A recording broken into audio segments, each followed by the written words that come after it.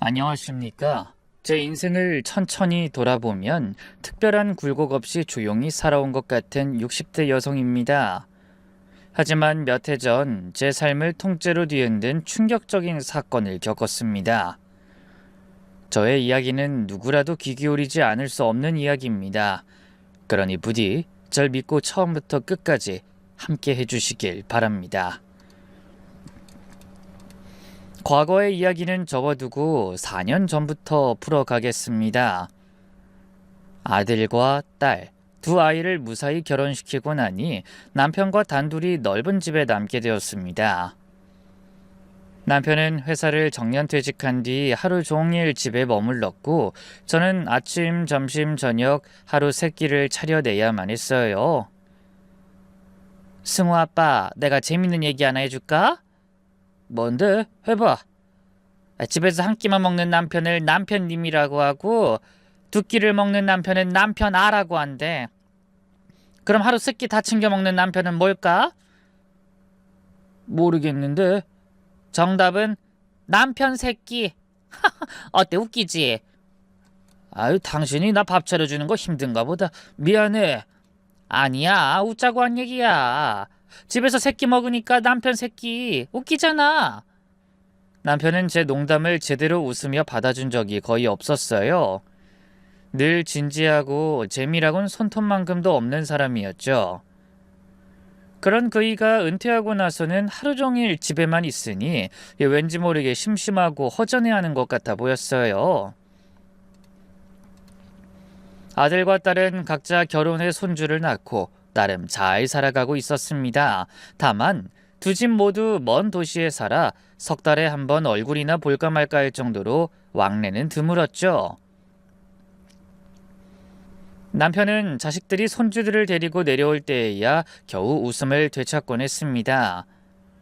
그러던 어느 날, 그 잘 살던 자식들이 경제적으로 큰 어려움에 부딪혔고 결국 하나둘 우리 부부가 살고 있는 이 집으로 돌아오게 되었습니다. 가장 먼저 아들이 찾아왔습니다. 그것도 연락 한마디 없이 늦은 밤 문을 두드렸죠. 문을 열어보니 피곤해 보이는 아들이 서 있었습니다. 반갑고도 놀란 마음에 얼른 문을 열어 인사를 건넸지만 이내 걱정이 앞서 물었습니다. 승우야, 네 차랑 애들은 어쩌고 너 혼자 온 거야? 엄마, 사업 접었어요. 사실은 작년 말에 사업 접고 지금은 노가다 다니면서 빚 갚고 생활비 버느라 정신없어요. 근데 돈을 많이 못 버니까 마누라가 매일같이 잔소리만 해대요. 뭐라고? 사업 접었다고? 아이, 잘 되는 줄 알았는데 도대체 무슨 일이 있었던 거야? 아이, 그리고 막노동이라니. 설마 그 일로 네 마누라가 널 잡듯이 몰아붙였다는 거야? 그래서 집을 나온 거야? 네, 엄마. 나 이혼할지도 모르겠어요. 솔직히 마누라가 무서워서 집에 들어가기 싫어요. 이혼이라니. 아이, 그렇게까지 심각한 거니? 아이고야, 갑자기 불쑥 나타나서 이 엄마 심장을 내려앉게 하네. 이놈아, 아무리 힘들어도 집을 뛰쳐나오면 어떡해? 아이, 그리고 이혼이 무슨 애들 장난인 줄 알아?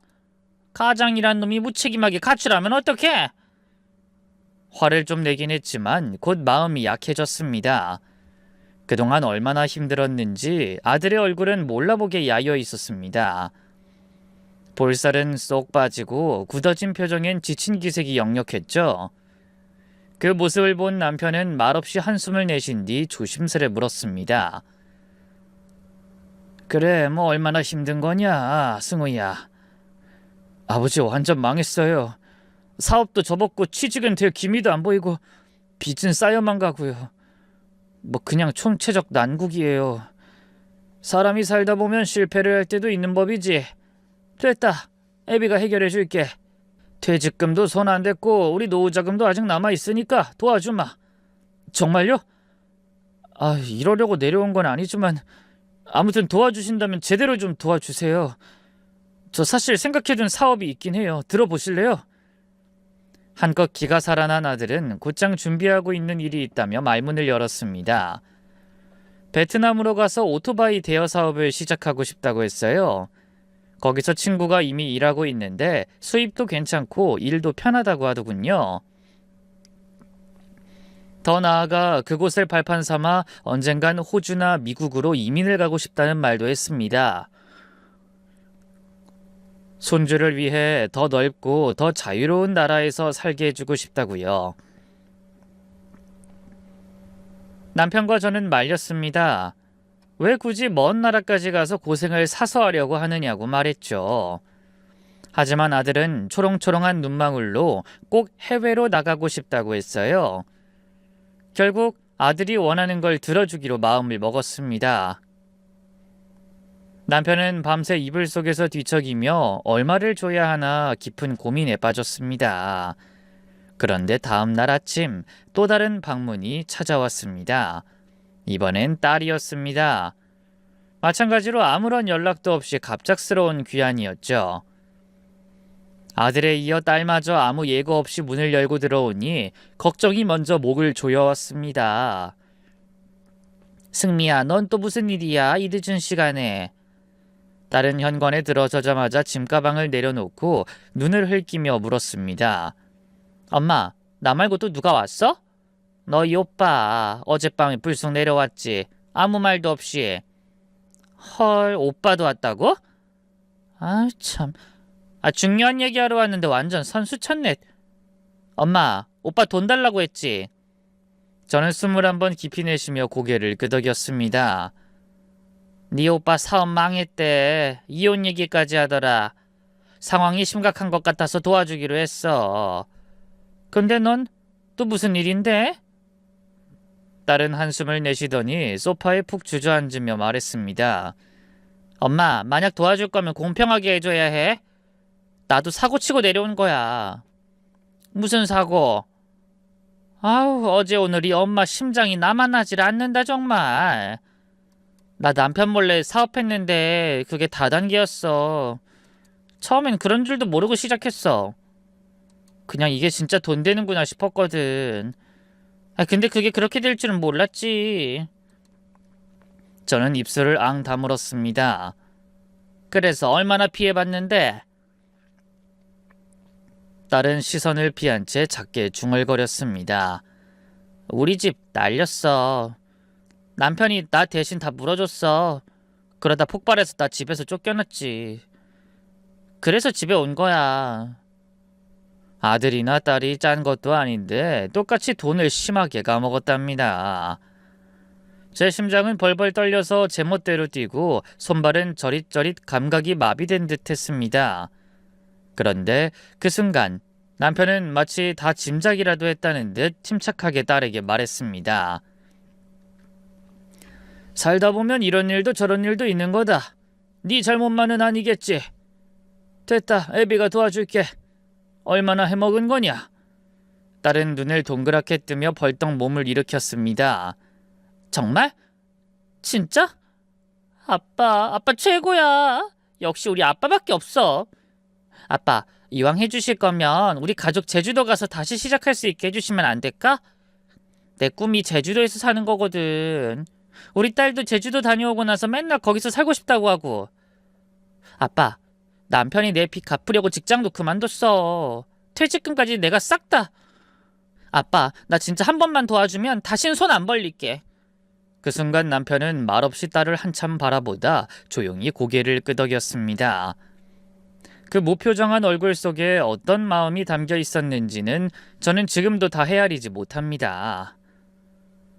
그리하여 남편은 아들에게 베트남 오토바이 사업 자금과 정착 비용을, 딸에게는 빚 정리할 돈과 제주도에서 작은 식당을 차릴 수 있는 자금을 건넸습니다. 아낌없이 미련도 없이 다 퍼주고 나니 저희 부부에게 남은 건 집 한 채뿐이었습니다. 아들과 딸은 결국 각자의 길을 찾아 떠났습니다. 아들 가족들은 베트남으로, 딸 가족들은 제주도로 말이죠.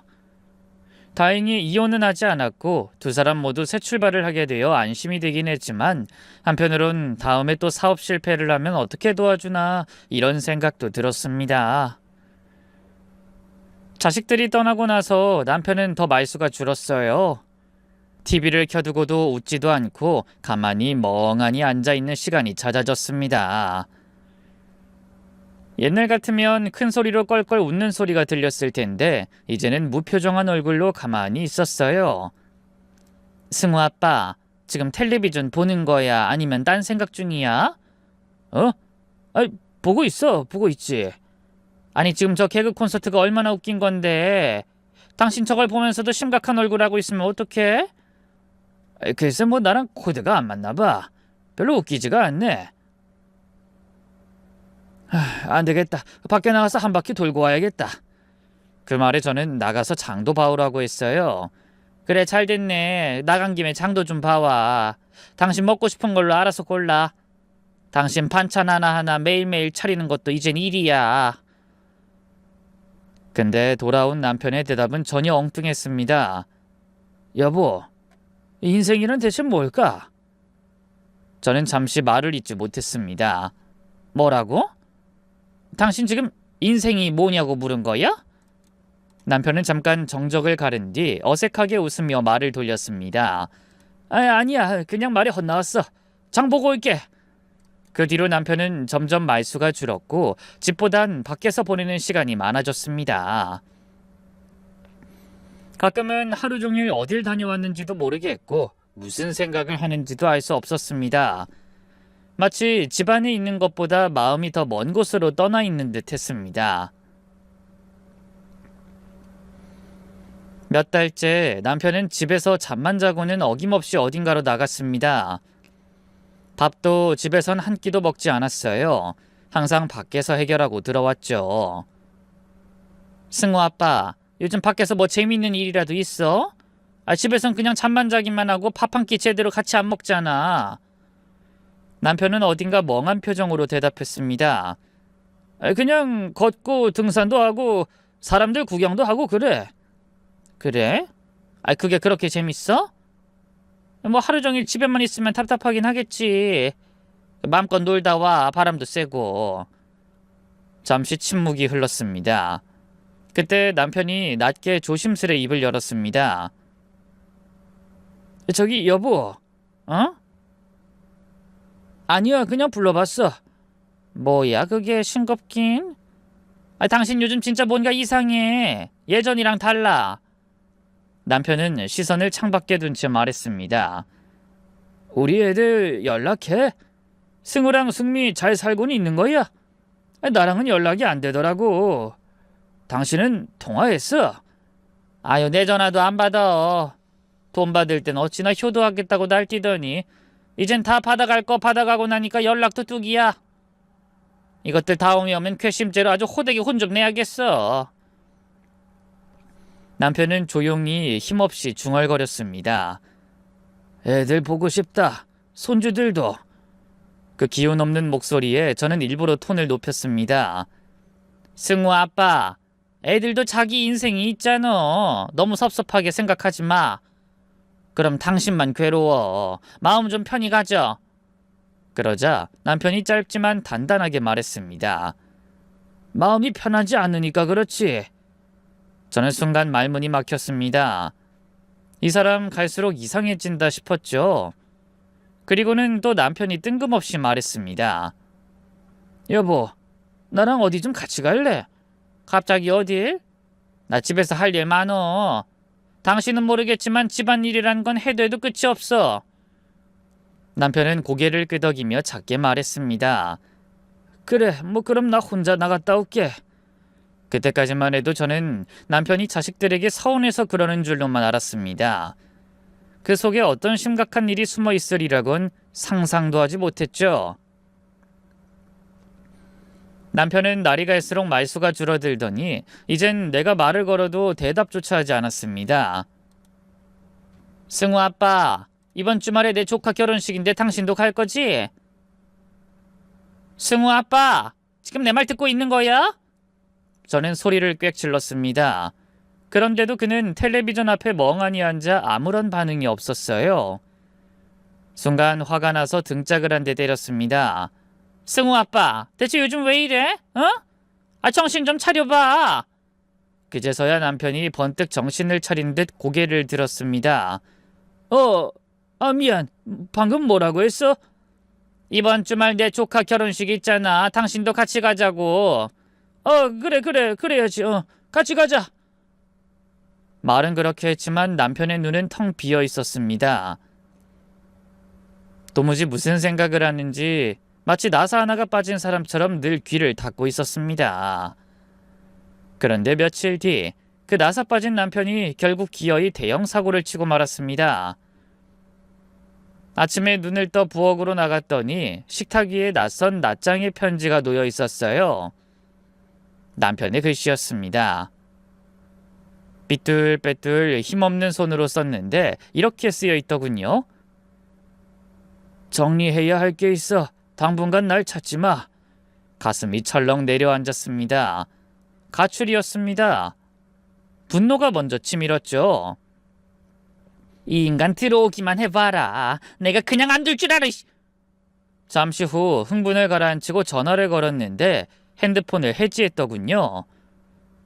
조금 기다리면 알아서 들어오겠지 하고 발을 동동 구르며 기다렸습니다. 하지만 하룻밤이 지나도 그이는 돌아오지 않았습니다. 결국 저는 경찰서를 찾았습니다. 가출 신고를 하자 몇 시간 뒤 연락이 왔습니다. 사모님, 남편분의 위치를 파악했습니다. 정말요? 지금 어디 있는 거예요? 어서 알려줘요. 그런데 돌아온 대답은 믿을 수 없는 말이었습니다. 죄송합니다. 남편분이 혼자 있고 싶다고 하셔서 위치는 알려드릴 수 없습니다. 뭐라고요? 아니, 내 남편인데 내 가족이잖아요. 무슨 일이 있진 않은지 그게 왜 비밀입니까? 말하세요, 빨리요. 죄송합니다. 남편분이 알리지 말라고 부탁하셔서요. 저는 헛웃음이 나왔습니다.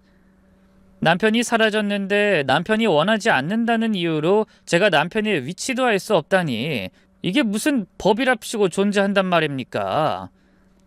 그날 이후 저는 일주일을 식음을 전폐한 채로 살았습니다. 그이가 집 앞에서 서성일 것 같아 하루에도 수십 번 벌떡 일어나 현관문을 열어보곤 했지만 현관 앞엔 언제나 텅 빈 바람만이 스쳐 지나갔습니다.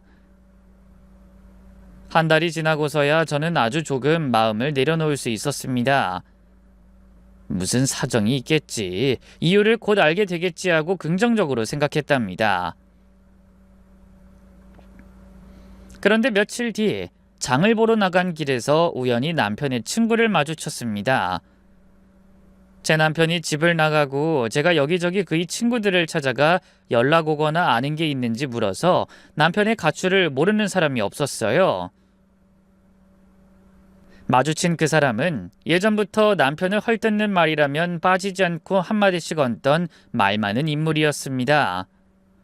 저를 보더니 희죽거리면서 말을 걸더군요. 재수씨, 어디 다녀오시는 길인가 보네. 네, 장 좀 봐오는 길이에요. 아직 그놈 소식 없죠? 남편이요? 네, 무슨 사정이 있나 봐요. 정리하고 돌아오겠다고 하니까 기다려야죠. 혹시 연락 온 거 있나요? 연락은 없지만 들은 건 있어요. 소문이 돌고 있거든요. 네? 무슨 소문이요? 그 자식 바람나서 집 나간 거래요. 여자랑 살림 차리려고 연락 끊고 지내는 거랍니다. 다들 그렇게 알고 있어요. 뭐라고요? 그이가 바람이 났다고요? 예, 정확히는 모르지만 여러 친구들이 그러더라고요. 아마 어디선가 살림 차리고 잘 지내고 있을걸요. 확실하게 아는 거 맞아요? 아니, 갑자기 자취를 감췄는데 바람이 아니면 뭐겠어요, 재수씨. 이렇게 말귀를 못 알아듣다니 안타깝네요. 이 소문이 괜히 도는 게 아닙니다. 아니, 땐 굴뚝에 연기가 나지 않는다고요. 재수씨도 이번 기회에 황혼재혼이라도 하세요. 어떻게 제가 소개라도 해드릴까? 그 말을 듣는 순간 당황해서 뭐라 말도 못하고 서 있었지만 속에선 뜨거운 것이 들끓기 시작했습니다. 말을 전한 남편 친구는 늘 남편 흉보기를 밥 먹듯 하던 사람이니 처음엔 콧방귀나 끼고 말았죠. 저 사람 말은 귀담아 들을 것도 없어. 다 헛소리야 라고 생각했죠. 하지만 그날 밤 문득문득 생각이 들었습니다. 갑작스러운 가출, 연락 두절, 핸드폰 해지, 경찰도 위치를 말해주지 않는 이유, 그리고 점점 줄어들던 대화, 늘 정신이 다른 곳에 있던 눈빛, 그 모든 조각이 바람이라는 단어 하나에 쿵 맞물려 버린 것이었습니다. 가출한 지 서너 날쯤 되었을까요? 그쯤 저는 마음을 슬그머니 포기 쪽으로 돌려 세웠습니다. 그래, 바람이겠지. 그게 아니라면 나한테 편지 한 장 남기고 도망간 이유가 뭐겠어? 나쁜 놈, 내 눈에 띄면 뼈도 못 추릴 줄 알아. 그렇게 결론을 내고 나니 걱정하는 마음은 오히려 허무로 바뀌었습니다. 걱정하면 뭐하겠어요. 저만 손해죠. 그 사람은 지금 딴 여자와 잘 살고 있을 테니 최대한 그 사람을 떠올리지 않으려 했었습니다. 기억나지 않도록, 마음을 어지럽히지 않도록 그저 바쁘게 온몸을 움직이며 하루하루를 버텼습니다. 한편 아들과 딸 가족들은 각자의 삶에 파묻혀 살고 있었습니다.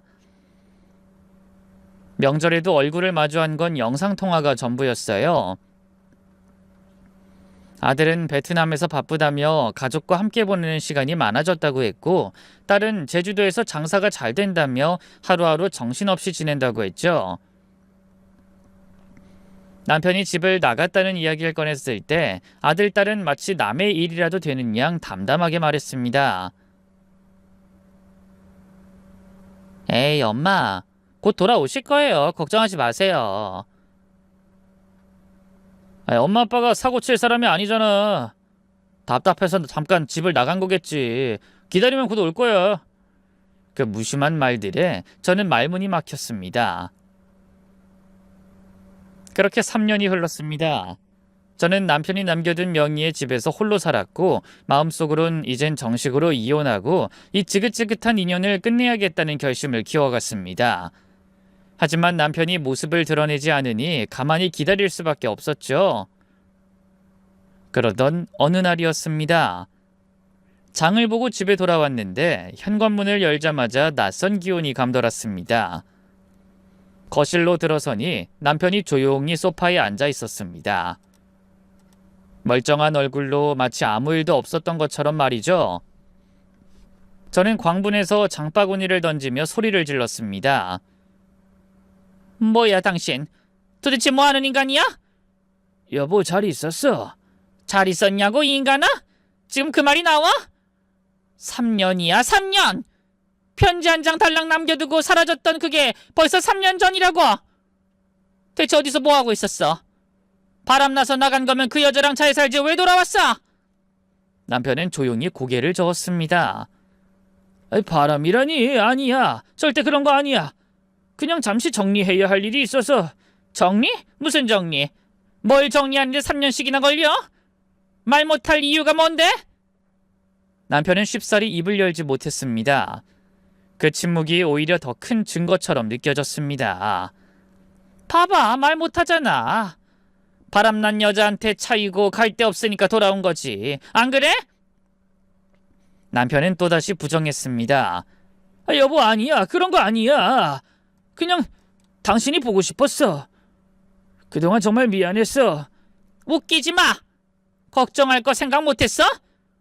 연락 한 통 없이 3년을 어디서 뭘 했는지도 모르는 사람한테 내가 어떻게 용서를 해? 이 나쁜 놈아.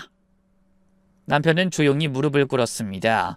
그리고 두 손을 모아 싹싹 빌었죠. 그 모습이 낯설 만큼 작고 초라해 보였지만 저는 그 일을 용서할 마음이 추호도 없었습니다.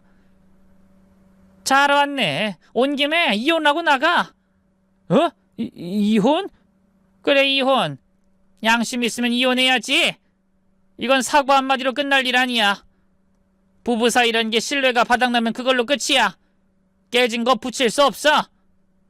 알았어, 이혼하자. 당신이 원하는 대로 할게. 이 집은 내 명의로 하고 나가. 내가 그 정도는 받을 자격 있어. 이제 도장 찍고 당신만 나가면 돼. 그래, 당신 말대로 하자. 집도 당신에게 줄게. 저는 그가 다시 도망칠까봐 그날 밤엔 집에서 자라고 말했습니다.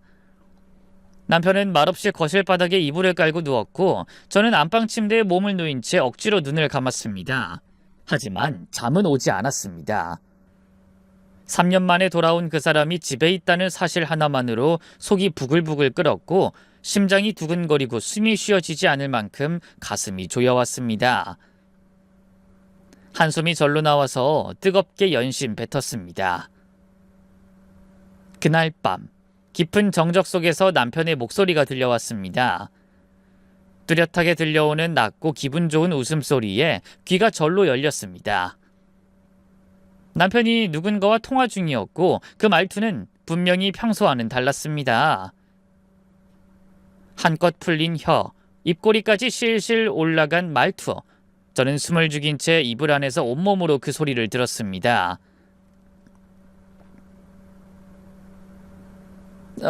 김 여사님, 나 집에 왔어요. 그래요, 아주 오랜만에 왔죠.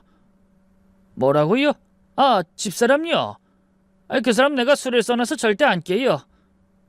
그러니까 계속 천천히 여유롭게 대화하자고요. 순간 심장이 철렁 내려앉았습니다. 분명 여자와 통화 중이었습니다.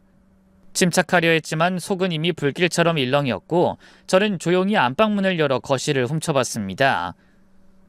그이는 소파에 기댄 채 평소엔 보기 힘들던 희번덕한 미소를 지으며 통화 중이었습니다.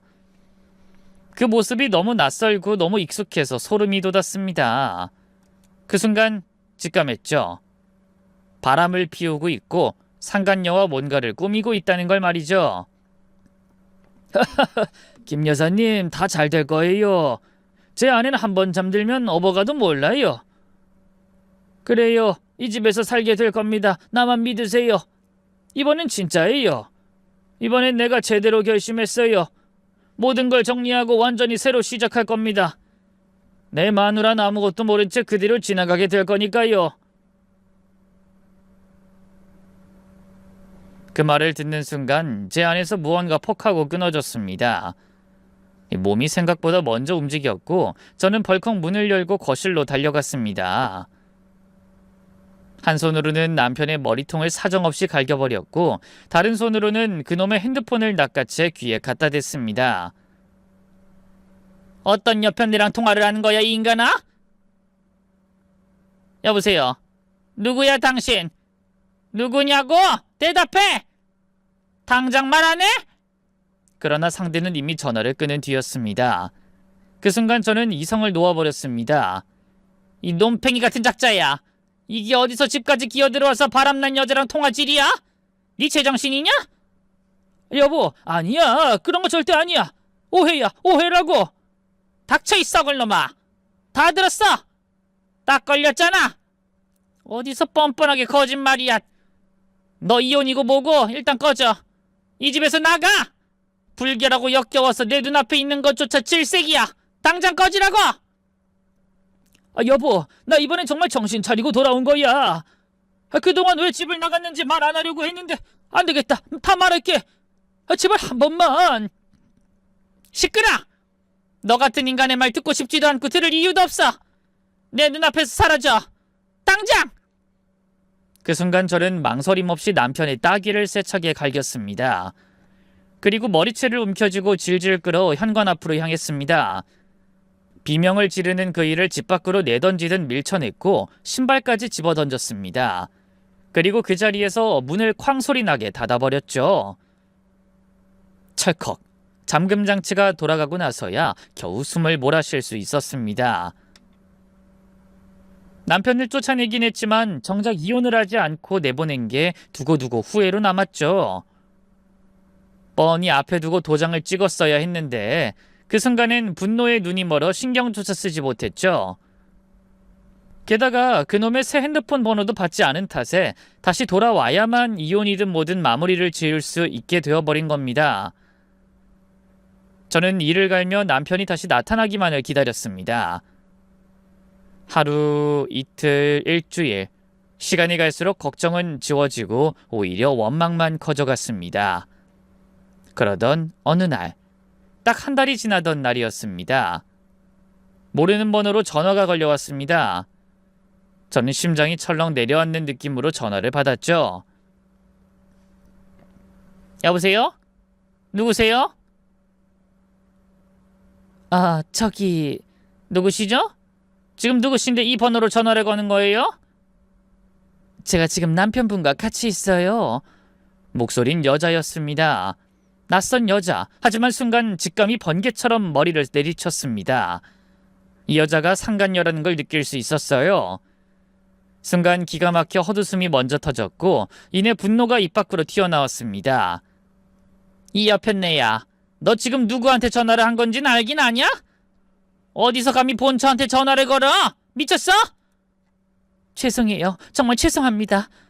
근데 지금 남편분이 전화할 수 있는 상태가 아니에요. 그래서 대신 전화를 드렸고요. 그쪽 남편분 병원에 계세요. 꼭 전해야 할 것 같아서 연락드린 거예요, 사모님. 병원? 병원이라니, 그 작자가 왜 병원에 있어? 사고라도 났다는 거야? 자세한 건 와서 직접 보시는 게 좋을 것 같습니다. 저희가 따로 설명드리기보단 직접 눈으로 확인하시는 게... 전화를 끊고 난 뒤 제 코에서 뜨거운 숨이 훅 뿜어져 나왔습니다. 눈이 돌아간다는 말이 이런 건가 싶더군요. 두 팔에 힘을 가득 주고 벌떡 일어나 현관문을 열었습니다. 주먹을 불끈 쥔 채 택시에 몸을 실었습니다. 마음속에는 오직 하나뿐이었습니다. 이것들 오늘 내 손에 아주 그냥 끝장을 보겠구나. 아주 제대로 응징을 해주마. 병원에 도착해서 응급실로 뛰어들었고 이 병실 저 병실을 헤집고 돌아다니다 마침내 그 일을 찾았습니다. 그런데 그 순간 눈앞에 펼쳐지는 광경은 상상을 훨씬 뛰어넘었습니다. 병원 침대 위 뼈만 앙상하게 남은 그이가 누워 있었고 그 옆에는 젊고 멀쩡하게 생긴 여자가 앉아 있었습니다. 너냐? 너냐고 내 남편이랑 바람난 여편 내가? 사모님 진정하세요. 그런 사이 아니에요. 오해예요. 진정? 진정하라고? 이 젊은 기집애야. 할 짓이 없어 유부남을 꼬셨냐? 네 남편은 알고 있냐고? 네가 이런 식으로 남의 가정 찍고 있다는 걸 알고 있냐고? 사모님, 저희 그런 사이 아닙니다. 정말로요. 오해예요. 입 다물어! 이 역겨운 여편네야. 네 입에서 나오는 말은 듣고 싶지도 않으니까. 말이 끝나기 무섭게 제 손이 저도 모르게 올라가 있었습니다. 병원 응급실 한가운데 짝소리와 함께 그 여자의 뺨을 정통으로 갈겼습니다. 그 여자는 볼을 감싸쥐고 눈을 동그랗게 뜬 채 입술을 질끈 깨물더군요. 왜? 억울하냐? 네가 맞을 짓 해놓고 억울해? 지금은 시작에 불과해. 오늘 내 손에 송장 치를 줄 알아? 손을 다시 올리려는 찰나 병상에 누워있던 그이가 흐릿한 눈을 뜨며 힘겹게 입을 열었습니다. 여보, 승우 엄마, 그만해. 우린 그런 사이 아니야. 이제야 정신이 드나 봐? 그래, 내 목소리 들으니까 무서워서 깬 거지? 근데 왜 이렇게 돼 있어? 뭐하다 병원 응급실에 쓰러졌는데? 혹시 둘이 뭐 그 짓거리 하다 기절이라도 한 거야? 그래서 병원에 실려왔냐? 그 말에 그 젊은 여자가 차분한 목소리로 다시 입을 열었습니다. 사모님, 남편분은 영양실조 상태로 실려오셨어요. 고시원에서 혼자 지내셨고 식사를 거의 하지 않은 상태였어요. 전화통화가 되지 않아서 제가 신고했고 그 덕분에 병원에 오게 된 겁니다. 뭐라고? 영양실조? 이게 지금 나더러 그걸 믿으라고? 사모님, 전 남편분의 상간녀가 아닙니다. 절대 아닙니다. 남편분은 그 누구와도 바람을 피운 적 없어요. 저는 말벗 서비스를 제공하는 상담 직원이에요. 고립된 노인분들, 우울증이나 극단적 선택 위험이 있는 분들에게 전화를 통해 정서적 지지를 드리는 일이에요. 전화 연결이 안 되면 돌아가시는 경우가 많아요. 남편분과 연락이 닿지 않아서 제가 신고를 한 거라고요. 그 순간 머릿속이 멍해졌습니다. 말벗 서비스? 우울증? 고립된 노인? 처음 듣는 말에 아무 대답도 하지 못했습니다. 그 순간 병상 위에 누워있던 그이가 눈물이 고인 눈으로 저를 올려다보며 마치 말라붙은 입술을 간신히 움직이듯 천천히 입을 열었습니다. 여보, 승우 엄마, 미안해. 내가 꼭 하고 싶은 말이 있어. 사실은 내가 집을 나간 이유는 바람은 절대 아니야. 우울증 때문이었어. 그땐 정말 너무 심각해서 아무 소리도 들리지 않았고 그냥 세상이 싫어졌어. 살고 싶지 않았어. 숨 쉬는 것도 버거웠고 그냥 어딘가로 사라지고 싶었어. 그렇게 아무런 목적도 없이 막연하게 집을 나왔고 고시원에 방 하나를 얻었어. 그 좁은 방 안에서 어떻게 저승으로 가야 할까 고민만 했어. 하루하루가 사는 것이 고통처럼 느껴졌어. 어느 날은 진짜 다리 위에까지 올라갔었어. 그날은 작정하고 나간 날이었는데 어떤 젊은 청년이 날 붙잡았어. 그 청년이 경찰을 부르겠다고 사람을 부르겠다고 난리를 쳐서 결국 그날은 내려왔지. 그 후부터 상담을 받게 됐고 거기서 말버 서비스라는 걸 소개받았어. 그때부터 김 여사님과 통화를 하게 된 거야. 이분은 나도 오늘 처음 봤어. 매일 전화로만 통화했었어. 김 여사님은 매일 위로해주던 사람이야. 그래서 용기를 내서 당신한테 돌아갔던 거야. 근데 내가 너무 오랫동안 사라져 있었으니까 당신은 당연히 날 받아줄 수 없었겠지. 그땐 나도 알아. 내가 벌 받을 짓을 했다는 거. 이게 다 무슨 말이야? 당신이 집 나간 게 바람이 아니고 우울증 때문이라고? 정리한다는 게 인생을 정리하려고 했던 거란 말이야? 정말 미안해, 여보. 회사에서 은퇴하고 나니까 하루하루가 허무했어. 자식들도 다 떠나고 하루 종일 집에 있는데 당신은 늘 바빴고 그게 너무 헛헛하더라고. 아무도 나를 찾지 않고 아무도 나한테 기대지 않으니까 점점 내가 아무것도 아닌 존재 같았어. 그게 나를 무너뜨린 것 같아. 내 정신이 너무 약해져 있었던 거야. 그래서 그 편지 한 장 달랑 남기고 3년을 그렇게 떠나 있었던 거야? 내가 그 편지를 받고 속이 뒤집히는 걸 알면서 떠난 거야? 미안해. 정말 매일같이 살고 싶지 않았어. 죽고 싶다기보단 사라지고 싶었어. 나도 왜 그런 생각에 사로잡혔는지 모르겠어. 당신을 떠올리면 미안했지만 더 이상 내 자리가 없다고 생각했어. 도대체 왜 그딴 생각을 해? 우울하면 우울하다고, 힘들면 힘들다고 나한테 말을 하면 되잖아. 왜 허튼 생각을 하냐고, 왜? 미안해. 대답할 재간이 없어. 그냥 혼자 조용히 떠나고 싶었어. 당신이 보는 앞에서 그런 짓을 할 순 없었으니까 집을 나간 거야. 죽으려고. 왜? 도대체 당신이 뭐가 부족해서 그런 생각을 했는데? 그리고 나는 뭐야? 당신 옆에 이렇게 살아있는 마누라가 있는데 왜 다른 여자랑 말벗 어쩌고 하는 소리를 듣고 있어야 하냐고? 왜 난 당신의 아픔을 몰랐던 거야? 당신한텐 말할 수 없었어. 부끄럽기도 했고 솔직히 당신이 그냥 우울하긴 뭐가 우울하냐고 별일도 아니라고 치부할까봐 겁이 났어. 내 감정이 하찮게 여겨질까봐. 차라리 모르는 사람한테 털어놓는 게 마음이 덜 무너졌어. 나쁜 자식, 끝까지 이기적이네. 당신 진짜 최악의 남편이야.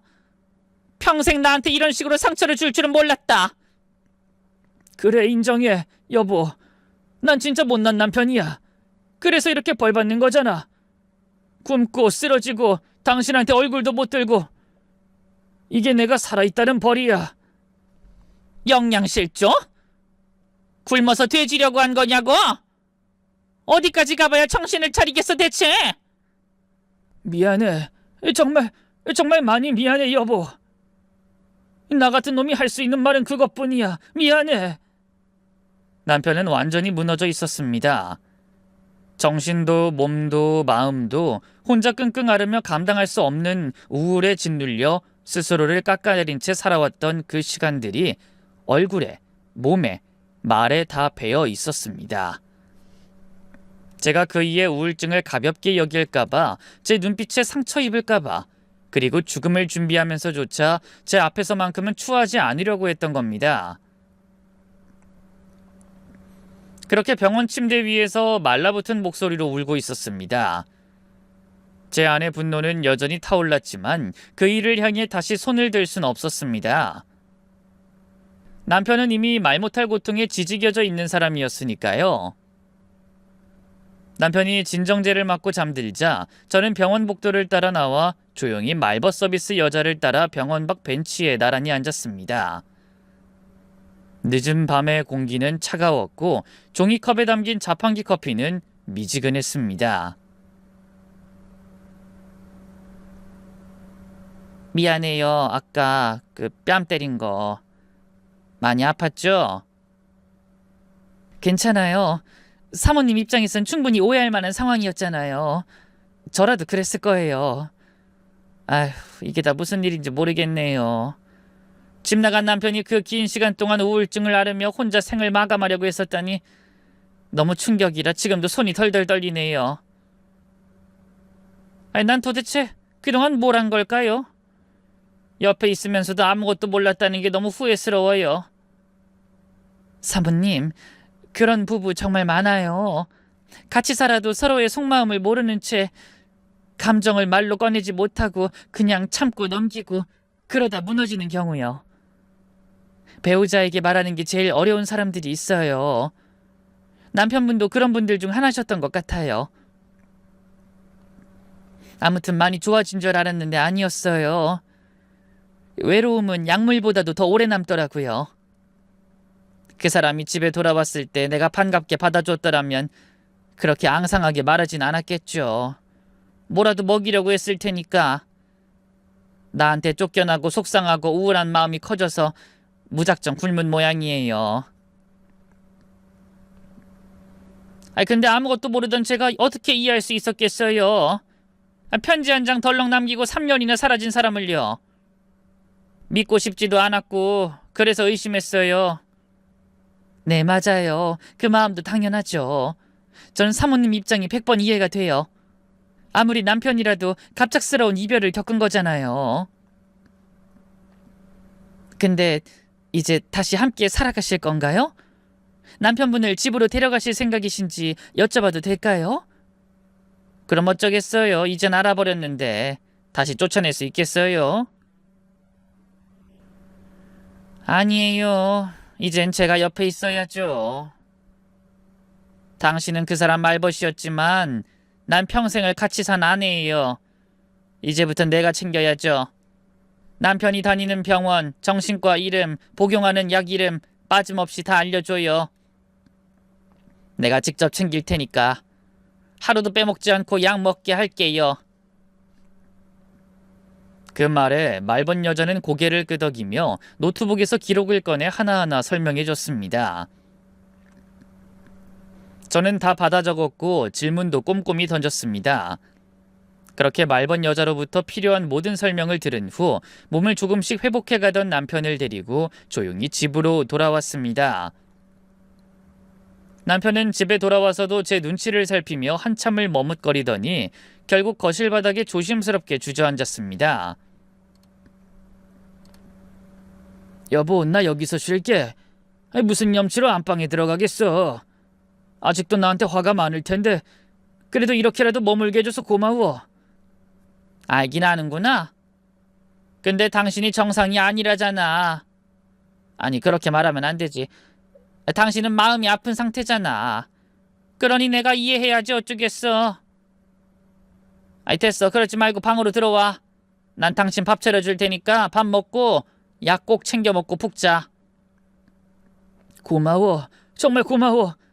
나 이제 다신 집 안 나갈게. 이번엔 진짜야. 진심으로 마음먹었어. 허튼 짓 2번 다시 안 해. 다시는 당신 걱정하게 만들지 않을 거야. 앞으로는 집에서 새끼 꼬박꼬박 챙겨 먹는 남편 새끼가 될게. 저는 그 말에 웃음을 터뜨렸습니다. 3년 만에 돌아온 남편의 첫 농담이자 뉘우침 가득한 선언이었습니다. 그이가 그렇게 무거운 마음을 안고 집을 나갔다는 사실에 가슴이 먹먹하면서도 이제라도 잘못을 인정하고 다시 시작하겠다는 의지가 느껴져서 다행이었죠. 그런데도 남편은 제가 챙겨주고 밥을 차려줘도 크게 웃지 않았고 말수도 여전히 적었습니다. 그걸 보니 한순간에 나아질 거란 기대는 내려놔야겠더군요. 저는 더는 기다릴 수 없었습니다. 그래서 비상대책을 세웠습니다. 바로 자식들에게 전화를 돌리기로 한 겁니다. 승우야, 너 지금 당장 한국 들어와. 네? 엄마 갑자기 왜 그래요? 무슨 일 있어요? 이놈아, 네 아빠가 우울증이래. 네 아빠가 집 나간 이유가 말이다. 글쎄 살고 싶지 않아서였대. 정신과에 다니는 데다 약도 많이 먹고 있어. 아무튼 네 아빠 살리려면 당장 베트남 접고 한국으로 들어와. 너 안 오면 아빠 잘못되면 나 너 평생 미워할 거야. 두고두고 원망할 거야. 아버지가요? 알았어요. 갈게요. 엄마 최대한 빨리 정리하고 바로 들어갈게요. 아들에 이어 딸에게도 전화를 걸었습니다. 딸 역시 깜짝 놀랐고 다행히 반응은 빠르게 왔습니다. 자식이긴 자식이더군요. 아버지가 위중하다는 말에 저희 부부가 사는 근처로 아예 이사를 오겠다고 하더라고요.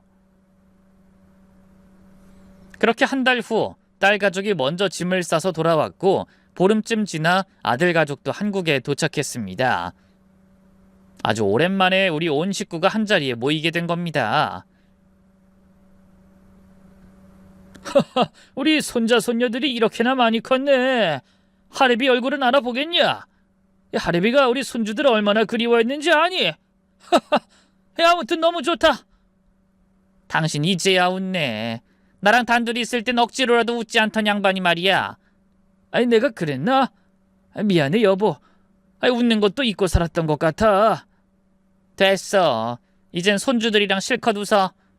마음을 다독이고 회복하려면 웃는 게 약이야. 승우랑 승미 식구들 이제 바로 근처에 둥지 틀었으니까 맨날 볼 수 있다고. 아이고야 좋다. 자식들 손주들 자주 보면서 지내면 마음도 덜 쓸쓸하고 부자가 된 기분이야. 그렇게 허허 웃고 있는 남편을 뒤로하고 저는 바로 아들과 딸에게 당부를 넘어선 경고를 날렸습니다. 니들 앞으로 일주일에 2번씩은 꼭 본가에 와라. 손주들 데리고, 알았냐? 무슨 일 있어도 와야 돼.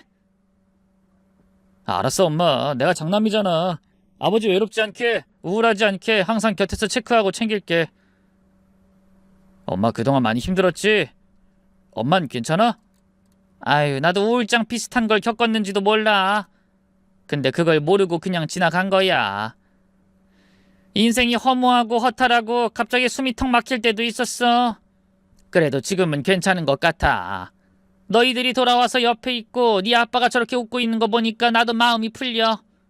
기분이 한결 좋아졌어. 저는 그렇게 속에 맺혀있던 말들을 털어냈습니다. 아들과 딸은 저의 진심을 듣고는 고개를 깊게 끄덕였고 그날 이후로 매주 2번씩 약속을 지키며 본가에 찾아와 시간을 보내고 갔습니다. 집안에 사람의 기척이 있고 웃음소리가 들리니 집이 다시 살아있는 공간이 되었습니다. 그렇게 우리 가족은 조금씩 회복하고 있었습니다. 어느 날이었어요. 남편과 둘이 조용히 거실 소파에 나란히 앉아 텔레비전을 보고 있었죠. 딱히 재밌는 것도 없어서 리모컨으로 채널을 이리저리 돌리던 중이었는데 갑자기 다큐멘터리 한 편이 눈에 들어왔습니다. 화면에 어두운 원룸이 비치더니 자막과 함께 남루한 방 안에서 외로이 삶을 마감한 노인의 이야기가 흘러나왔습니다. 67세의 김모 씨는 직장에서 은퇴한 후 가족들과 함께 살다 점차 소외감을 느끼며 혼자 떨어져 나와 지내셨습니다. 자녀들은 외지에 있어 연락이 점점 끊겼고 아내와도 속 깊은 이야기를 나누지 못한 채 조용히 침묵으로 살아오셨습니다. 외로움과 회의감, 깊은 우울이 겹쳐 결국 원룸에서 홀로 고독사로 생을 마감하셨습니다. 현재 대한민국에서 고독사로 숨지는 사람은 매년 1,200명 이상이며 특히 60대가 가장 많은 비율을 차지하고 있습니다. 이 같은 문제는 더 이상 개인의 문제가 아닌 사회의 큰 문제입니다. 홀로 사는 노인에 대한 관심이 절실하게 필요합니다. 그 MC의 담담한 목소리가 끝나자 제 눈앞이 뿌얘졌어요. 눈물이 저절로 뚝 하고 떨어지더니 주르륵 흘러내렸습니다. 당신도 저렇게 될 수 있었던 거네. 내가 그렇게 만든 건가? 아유, 왜 옆에 있는 나한테는 아무 말도 안 한 거야? 왜 그렇게 혼자 아팠어? 아이, 승우 엄마, 나 이제 정말 괜찮아졌어. 아이고야, 그만 울어. 왜 또 그렇게 울어? 미안해서 어떡해. 내가 제대로 못 알아챈 게 너무 속상해. 그 시간 동안 당신이 얼마나 외로웠을까? 그 생각에 마음이 찢어질 것 같아.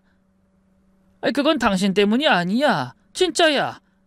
우울증은 감기처럼 누구나 걸릴 수 있는 거야. 그냥 운이 나쁘면 오래 가는 거고 그걸 극복해내는 것도 다 사람마다 다른 거잖아. 당신은 잘못한 게 없어. 너무 자책하지 마. 나처럼 나약한 사람이 문제였던 거야. 당신 탓 절대 아니야. 그럼 약속해. 당신 다시는 저런 뉴스에 나오는 사람처럼 되지 않겠다고 나랑 꼭 약속해줘. 알았어. 자, 이리 와봐. 약속하자. 새끼손가락 걸고 절대 손 안 놓을게. 다시는 집 나가지도 않을 거고 내가 힘들면 가장 먼저 당신한테 말할 거야. 어떤 일이 있어도 당신한테 먼저 털어놓을게. 됐지? 약속, 도장, 복사, 파쇄 금지야. 알았지? 저는 울면서도 웃었고 남편을 꼭 껴안으며 주체하지 못할 눈물을 다시 쏟아냈어요. 그 순간부터였어요. 남편은 더 이상 말벗 서비스 직원도 정신과 의사도 아닌 바로 제게 자신의 마음을 털어놓기 시작했어요. 여보, 지금 막 가슴이 덜컥 떨려. 이유 없이 심장이 쿵 내려앉는 느낌이야. 그냥 아무 말도 하지 않고 어디론가 사라지고 싶어. 나 좀 도와줘. 승우 아빠 정신 차려. 우리 약 먹자. 내가 챙겨줄게. 자, 일단 바람 좀 쐬자. 오늘 애들 오기로 했잖아. 조금만 참아봐. 손주들 보면 그런 마음 싹 사라질 거야. 알지? 내가 옆에 있을게. 저는 그 일을 달래며 약을 챙겨 먹이고 조용히 그의 손을 잡고 동네를 한 바퀴 돌았습니다. 승우 아빠, 평생 나랑 자식들 위해서 고생만 했잖아. 숨 쉬는 것도 가정 먼저 챙기면서 살았지. 그런 당신 정말 고마워. 그리고 자랑스러워. 당신이 우리 집의 가장이라는 게 얼마나 큰 복인지 몰라. 그 말을 하며 저는 남편의 어깨를 토닥였고 그이는 고개를 살짝 끄덕이며 한숨을 내셨습니다. 아휴, 당신 덕분에 좀 안심이 돼. 고마워. 진짜야. 좀 괜찮아졌어? 그럼 손주들 보러 가자. 애들 지금쯤 집에 도착했을 거야. 가자. 손주들이랑 노닥거리면서 놀고 아들, 딸 얼굴 보면서 수다도 좀 떨고. 아휴, 이제야 마음이 좀 가벼워진다.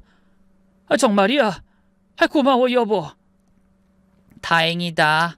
힘들면 항상 말해. 내가 옆에 있으니까. 내가 당신의 말벗이니까 뭐든 말만 해. 그날 이후로 남편은 아주 조금씩 치유돼 갔습니다. 매일같이 저와 함께 산책을 하면서 마음을 털어놓고 웃음을 조금씩 되찾고 손주들과 놀며 다시 삶의 의지를 품었습니다. 그이는 그렇게 제 곁에서, 가족 곁에서 다시 살아가고 있답니다.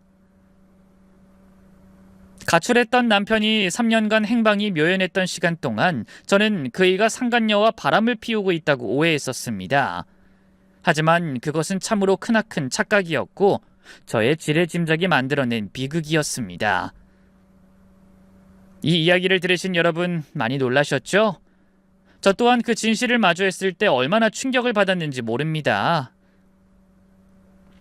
나이가 들어가면서 외로움과 공허함, 그리고 설명하기 어려운 우울감을 짊어진 채 하루하루 버텨내는 사람들, 아마 세상엔 그 수를 다 헤아릴 수 없을 만큼 많을 겁니다. 지금 이 순간에도 우울함에 잠식되어 힘겹게 버티고 계신 분들이 있다면 부디 마음속의 문을 조금만 열어주셨으면 합니다. 가까운 가족에게, 친구에게 또는 지인에게 용기 내어 손을 내밀어 보세요.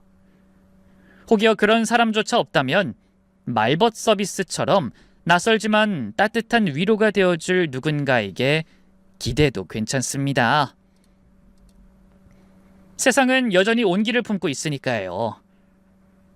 저 역시도 절망과 오해 속에서 시작된 사연이었지만 다행히도 진심이 닿았고 지금은 누구보다 평온하고 행복한 시간을 살아가고 있습니다. 이 이야기가 누군가에게 작게나마 위로가 되었길, 혹은 오늘 하루를 버텨낼 용기가 되었길 바라봅니다. 절망 뒤엔 늘 희망이 찾아오니 용기를 잃지 말아주세요. 제 이야기를 끝까지 들어주셔서 정말 고맙습니다. 부디 여러분의 나날이 평안하고 따뜻하길 진심으로 기원합니다.